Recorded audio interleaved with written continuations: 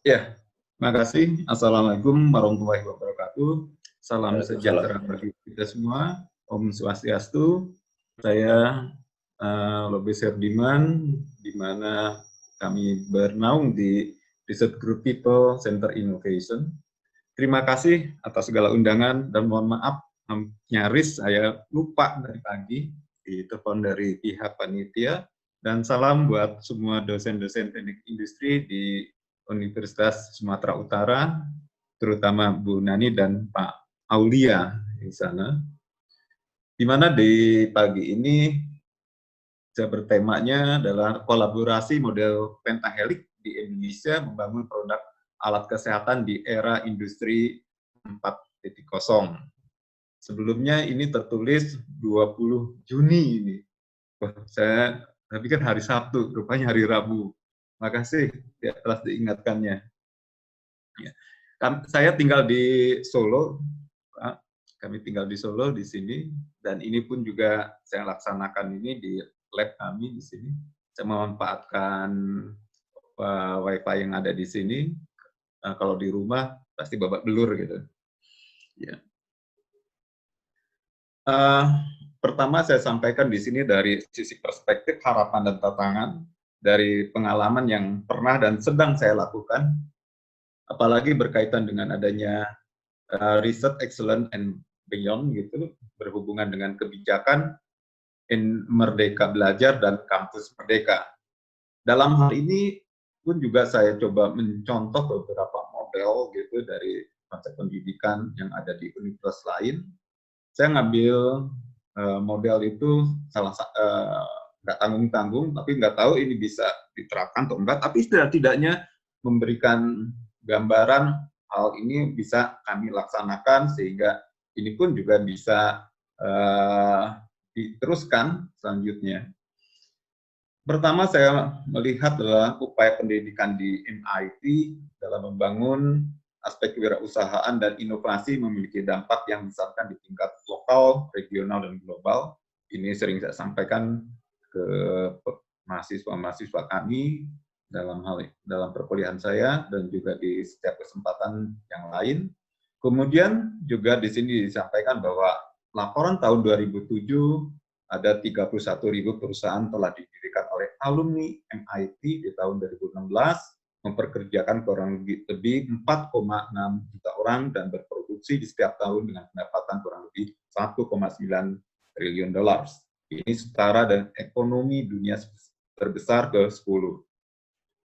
Di mana masing-masing alumni MIT juga membentuk ratusan perusahaan baru setiap tahun, dan sekitar 40% pendiri MIT adalah pengusaha serial. Nah, ini saya tekankan dalam beberapa pemahaman ke mahasiswa, khususnya mereka yang masuk ke era milenial. Di mana dalam hal ini yang kami lakukan di sini adalah building world class research center.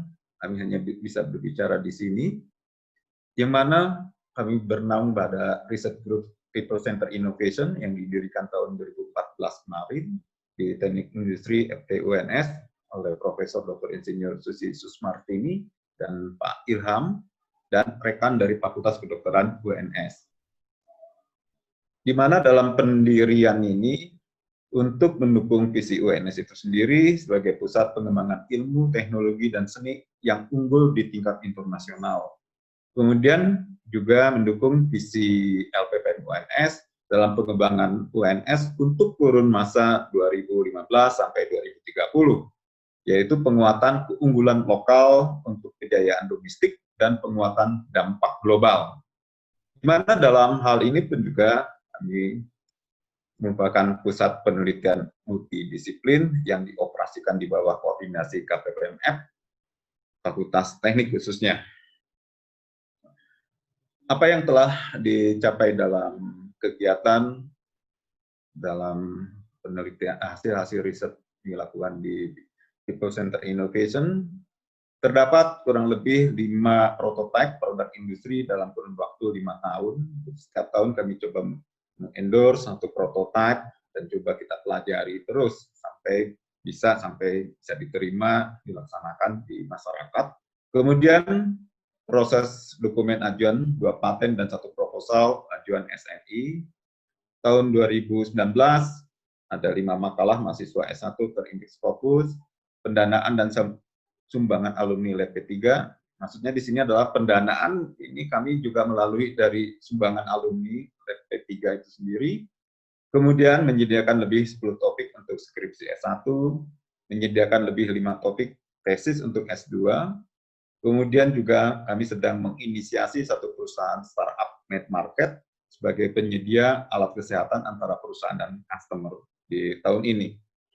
Di mana dalam hal ini People Center Innovation bekerja sama dengan Yayasan Pembina Anak-anak Cacat YPAC Surakarta, kemudian juga kami bekerjasama dengan PT Kursi Roda United Cerebral Palsy untuk kemanusiaan Yogyakarta, kemudian CP Vigen Sarana Mukti Surakarta, dan CP Yoga Mandiri Surakarta, dan juga bekerjasama dengan program dokter spesialis ortopedi dan program dokter spesialis rehab medik.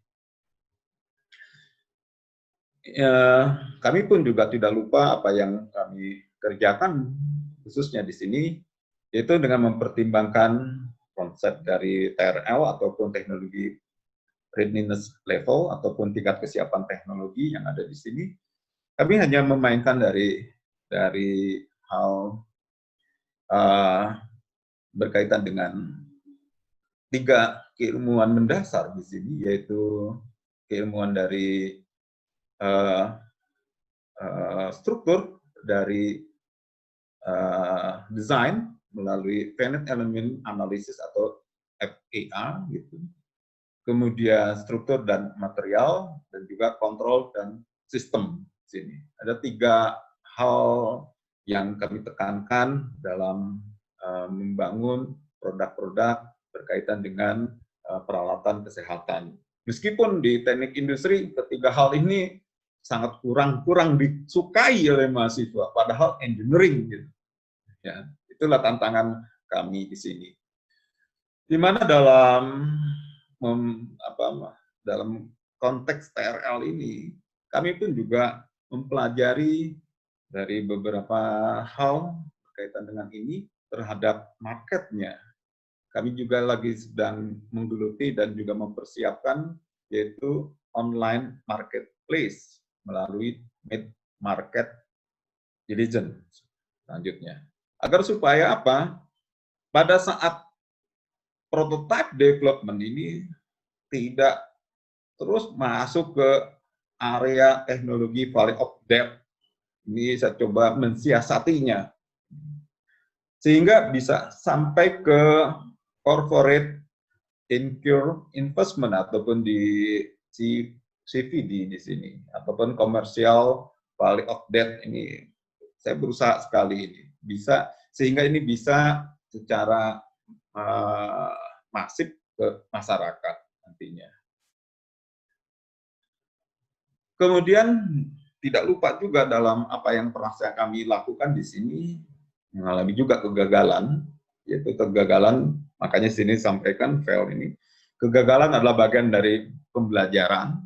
Waktu itu kami dapat dana dari BPPT berkaitan pembuatan joint pada kaki prostetik. Waktu itu kami tawarkan suatu proposal berkaitan dengan mengatasi masalah pada amputasi di atas lutut, yaitu di mana di join di sini gunakan mekanisme 2 bar aktif di sini, yang mana performance-nya yang diharapkan itu ada keseimbangannya bagus, dan berjalan, stabilitasnya ada alat, dan juga comfort-nya. Tapi dalam realitanya, meskipun itu udah dari tahapan teori, tahapan simulasi, dan tahapan matematik dan sebagainya, udah clear. Dari model juga udah clear. Pada saat telah dibuat, kemudian jadi gitu, kemudian dicoba disinkronkan dengan pengguna, masalah langsung bahwa alat ini tidak bisa serta-merta digunakan dari desain yang direncanakan awalnya. Wah, ya kami ya sempat juga kebingungan bagaimana ini bisa disesuaikan. Akhirnya kami pelajari sistem gate yang ada. Oh, rupanya desain ini bisa kami balik, ya, kami balik sehingga yang di belakang ke depan, yang bukan ke belakang dengan mengubah sistem join yang di bagian atasnya. Akhirnya ketemu dan bisa digunakan oleh pengguna. Bahkan pun juga bisa untuk kaki diangkat dan bisa diputar ke bagian joinnya. Kemudian pun juga dalam membangun industri, sering saya tekankan ke teman-teman di sini, segala sesuatu yang lain akan mengikuti di sini. Kemarin yang terakhir itu kita coba untuk soket tangan, itu berbahan composite based material selection for socket application developing country, karena soket tangan khususnya di negara tropis itu ada keunikan dibandingkan dengan negara-negara lain, khususnya negara kepulauan. Oh, ini banyak sekali keluhan-keluhan. Nah, ini kami coba buatkan. Kemudian juga untuk kegiatan-kegiatan lain dari hasil-hasil riset ini bisa dimanfaatkan untuk penguatan sebagai kinerja dosen khususnya, ataupun juga pendidik. Ya. Ini juga coba saya sinkronisasi kegiatan-kegiatan ini. Kalau nggak disinkronisasi, berjalan masing-masing, ujung-ujungnya cukup repot. Ini pun juga saya lakukan, bukan kami hadir ke media, tapi media yang hadir ke kita, ya, dimintai keterangan-keterangan berkaitan dengan apa yang dilakukan di lab kami ataupun juga di institusi kami. Nah, kita lanjut ke arah di industri 4.0, di mana dalam perkembangan pasar digital akan terkena dampak digitalisasi. Dan di sini saya coba mendeskripsikan.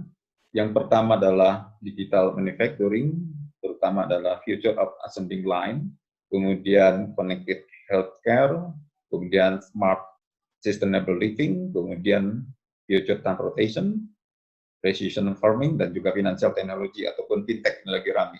Kami hanya ngambil kue itu aja, kue di connected healthcare di sini. Dan ini pun juga kami turunkan lagi, tidak bisa bahas secara keseluruhan. Kami kami fokus pada pelayanan bagi mereka yang mengalami disabilitas. Di mana dari dampak digitalisasi tentunya ada terjadinya disruption di sini. Kita ketahui pemasok buku terbesar e-book Amazon, sebenarnya dia tidak menerbitkan buku apapun. Kemudian perusahaan taksi terbesar di kita di Indonesia, Gojek dan Grab, sebenarnya mereka tidak memiliki mobil. Kemudian jaringan hotel terbesar, itu Airbnb, Agoda, dia juga tidak memiliki hotel. Nah, terutama di penyedia pendidikan terbesar di sini. Ini pun juga akan bergeser pendidikan kita ini. Saya juga lagi bagaimana mengutak-ngatik proses ini, dengan adanya kuliah online ini, saya juga berusaha berpikir keras bagaimana mempersiapkan dan bagaimana input yang harus saya coba maintain, kemudian ke proses dan output yang akan kita tekankan goalnya seperti apa. Nah, kayak Open, EDX, Udemy dan sebagainya, mereka tidak memiliki guru konten ataupun juga kampus sendiri. Kok bisa ya?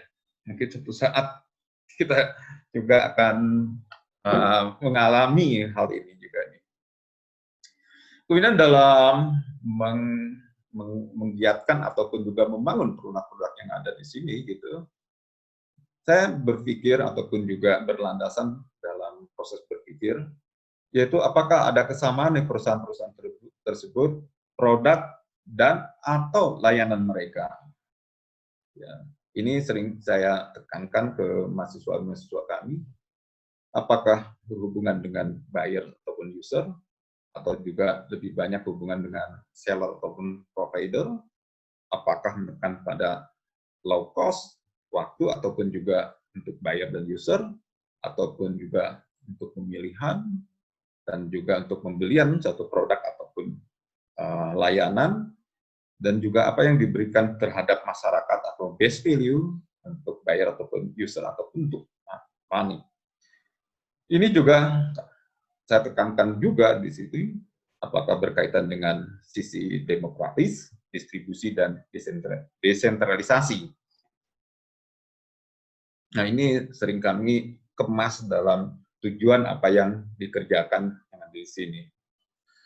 Di mana market mana yang menjadi fokus kami dalam hal ini? Saya coba jabarkan bahwa 1 dari 5 market yang dipilih menjadi prioritas melalui elaborasi akademisi, industri, pemerintah, komunitas, dan media dalam berkolaborasi model pentahelix dalam membangun alat kesehatan untuk layanan masyarakat.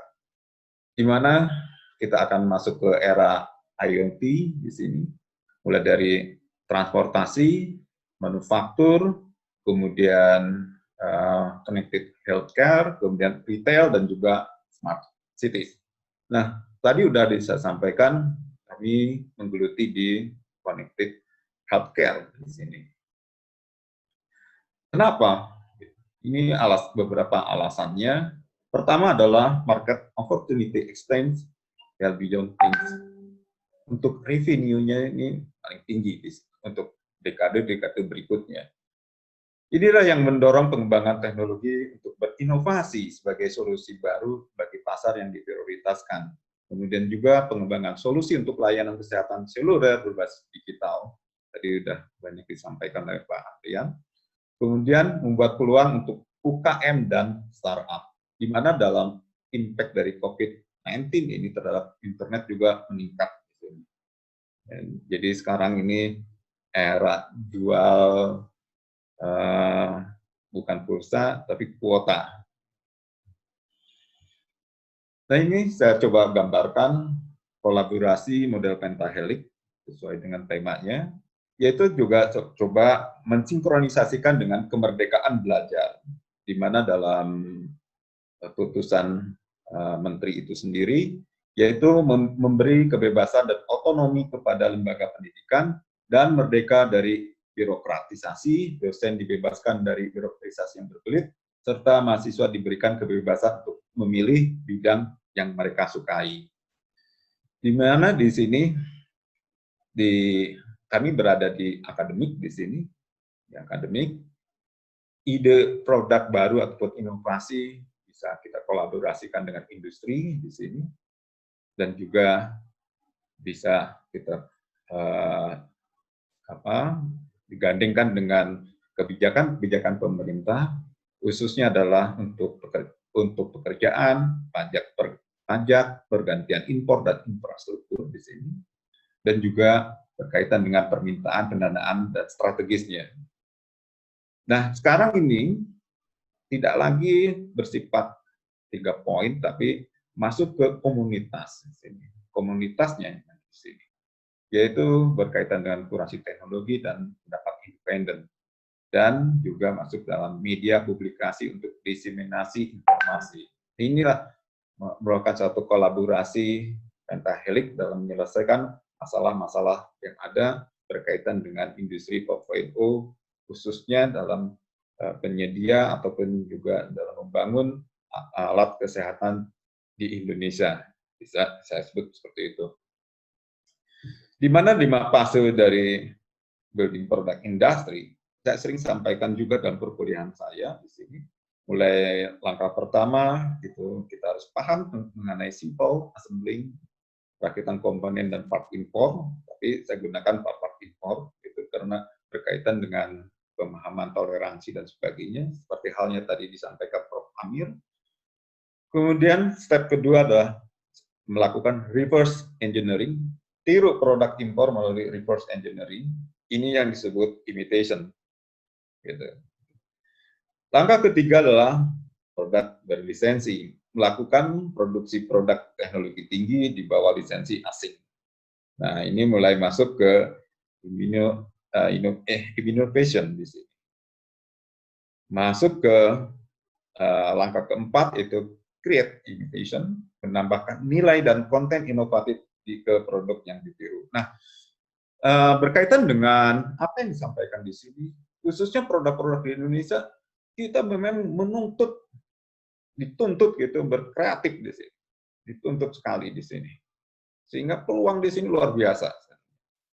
Sehingga masuk ke step 5 atau langkah kelima itu R&D untuk indigenous produk atau melakukan R&D dan produksi skala penuh untuk indigenous produk. Di sini mulai melakukan inovasi-inovasi yang ada.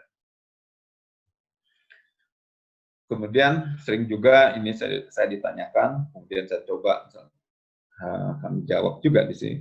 Mengapa fokus pada layanan kesehatan? Mari kita validasi temuan ini dengan otoritas yang relevan. Saya sering sampaikan seperti itu. Yang pertama adalah kita ketahui dari Peraturan Menteri Kesehatan nomor 86 tahun 2013, yaitu tentang peta jalan pengembangan industri alat kesehatan. Nah, ini saya pun juga harus saya pelajari di sini petanya. Jangan sampai apa yang dikerjakan tidak sinkron ataupun tidak sejalan. Di mana dalam pasal 2 mengacu dalam pemerintah dan pemerintah daerah dan pelaku usaha, lembaga penelitian dan masyarakat dalam mengambil kebijakan dan strategi berbagai program kegiatan di bidang industri alat kesehatan. Kemudian pun juga di pasal 3 mengatakan hal yang sama, yang mana di sini adalah harus berperan aktif dalam pelaksanaan peta jalan pengembangan industri alat kesehatan.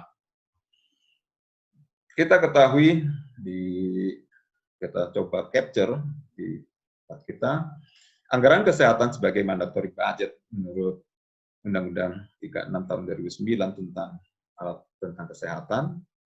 Mudah-mudahan ini masih relevan. Ini ada ketentuan dari pasal 170. Kita ketahui bahwa belanja APBN itu dari 95% itu hanya 5%. 5% juga untuk kebutuhan 2/3 untuk publik dan 1/3 itu untuk kegiatan lainnya di APBN.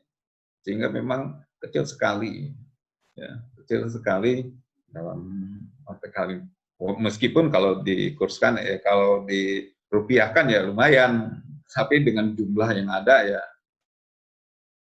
ya bisa kita kritisi.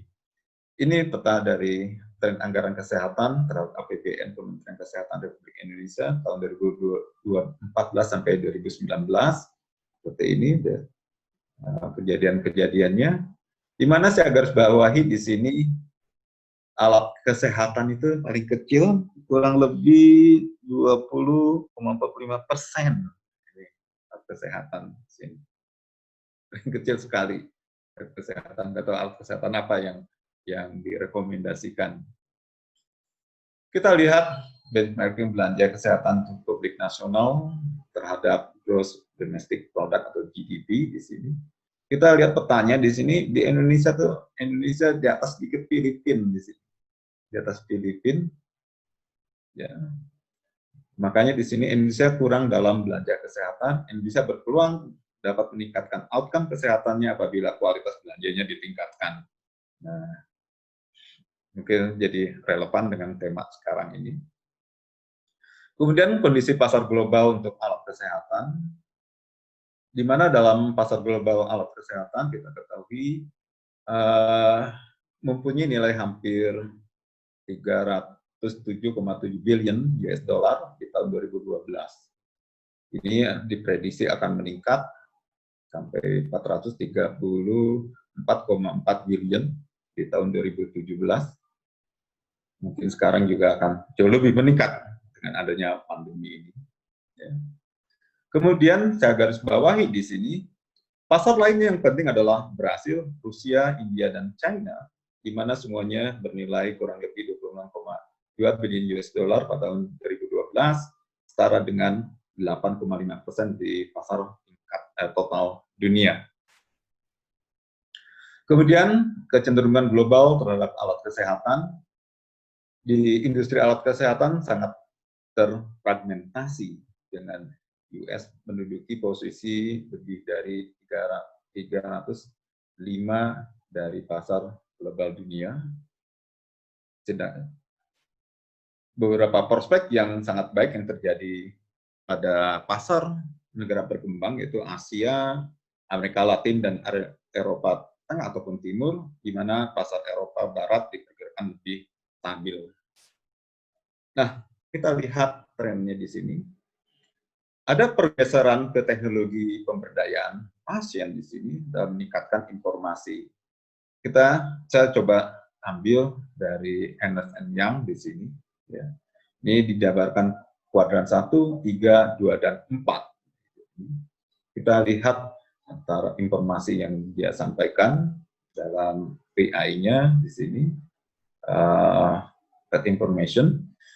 Beberapa teknologi apakah dikelola terkontrol ataupun juga memberdayakan pasien, itu di sumbu vertikalnya, dan sejauh mana mereka memanfaatkan informasi pada sumbu horizontal. Kemudian sebagian besar teknologi medis belum memanfaatkan informasi. Ini peluang bagi kita. Beberapa produk ini telah ditargetkan pada pasien, seperti lensa kontak dan alat bantu dengar pada kuadran 2. Ya, kuadran 2. Kemudian produk lain telah dipasarkan untuk pasien dan dokter, yaitu jarum suntik, termometer, beban, dan sebagainya.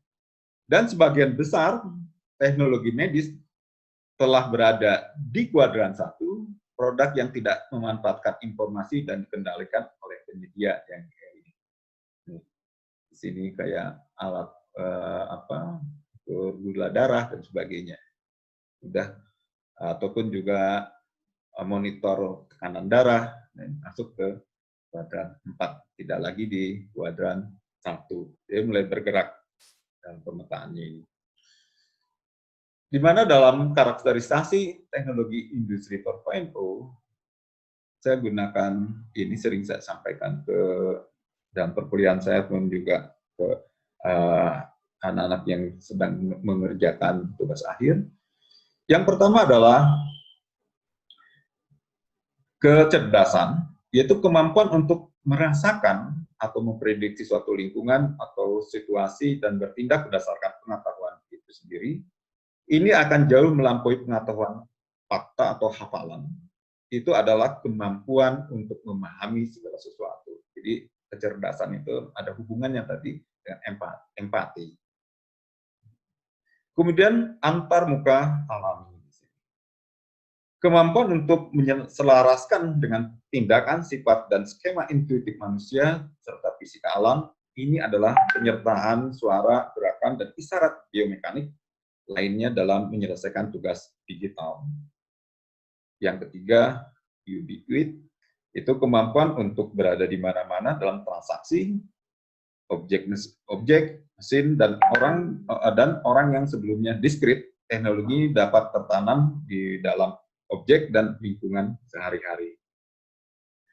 Seperti halnya perubahan alat kesehatan dunia, ini pun juga sudah banyak dikembangkan untuk membantu orang yang mengalami blindness. Dan juga suatu saat untuk operating room juga bisa digunakan teknik otomasi di sini.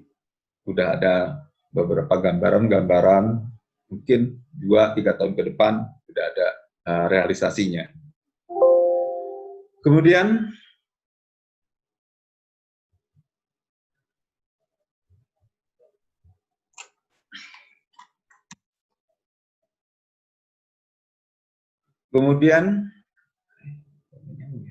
ya, dan juga sudah pengembangan sensionik atau sensor pemantau glukosa yang sebelumnya seperti ini, ya. Dan juga sudah banyak dikembangkan oleh teknologi-teknologi digital sehingga orang lebih tidak terganggu lagi dan jauh lebih nyaman. Kemudian tantangan alat kesehatan dalam negeri sekarang, di mana di rumah sakit di Indonesia sejauh ini kurang lebih ada 2.068 rumah sakit. Kemudian sebagian besar rumah sakit dimiliki oleh pemerintah, baik untuk pemerintah pusat ataupun juga pemerintah daerah. Pemerintah daerah tingkat 2, kabupaten kota memiliki kurang lebih 440 rumah sakit. Kondisi ini menunjukkan bahwa apabila terjadi peningkatan jumlah tempat tidur dan sebagainya, nah kita perhatikan di sini produk-produk alat kesehatan di sini mulai dari bed, pasien, dan juga disposable.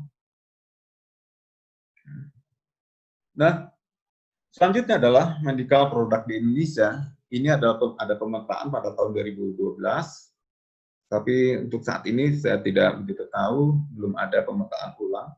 Kita ketahui di sini kalau lihat list dari klasifikasi hasil survei untuk usaha perawatan alat kesehatan di Indonesia belum ada di sini. Berarti banyak perusahaan-perusahaan yang bersifat UKM, industri kecil menengah.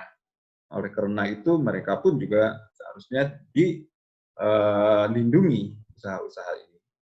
Di mana dalam hal ini industri alat kesehatan dalam negeri masih terbatas pada teknologi rendah sampai menengah, pemberlakuan pajak sebesar 5-20% terhadap bahan baku, kemudian terbatasnya riset untuk pengembangan alat kesehatan. Nah, kitalah yang harus memperjuangkan hal ini.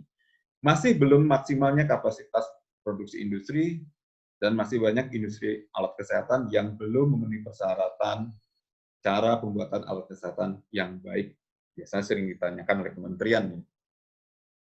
Di mana akhirnya adalah dalam menciptakan inkubasi bisnis sebagai peleburan antara inovator ataupun pusat inovasi dan investor, kita harusnya sudah mulai tergagas dan terbangun, apalagi dengan jargon kampus merdeka, belajar merdeka. Kalau ini belum terbangun ya cukup himpungan nantinya.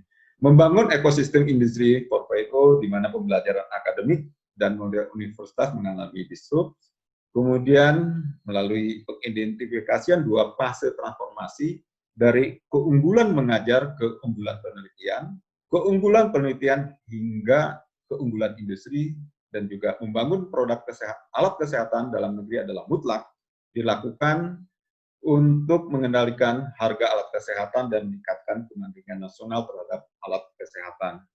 Saya tutup di sini. Kebetulan saya bergerak dalam dengan alat kesehatan untuk disabilitas. Saya sering mensitir dari pendapat beliau, dari pepatah dia, yaitu memuliakan manusia berarti memuliakan penciptanya, merendahkan dan menistakan manusia berarti merendahkan dan menistakan penciptanya. Terima kasih. Gimana?